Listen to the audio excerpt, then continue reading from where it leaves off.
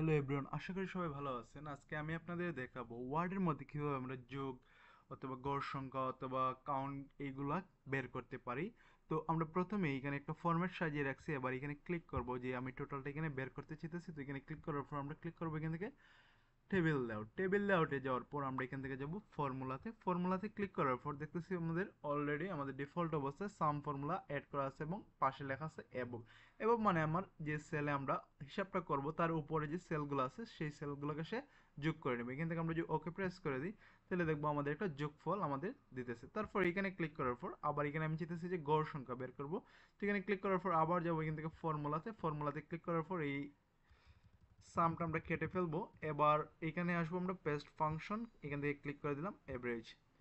তারপর এখানে লিখে দিব এবব, দেন আমরা ওকে প্রেস করে দিব। তো দেখতে পারতেছি আমাদের গড় সংখ্যাটা বের করে দিছে। ধন্যবাদ সবাইকে।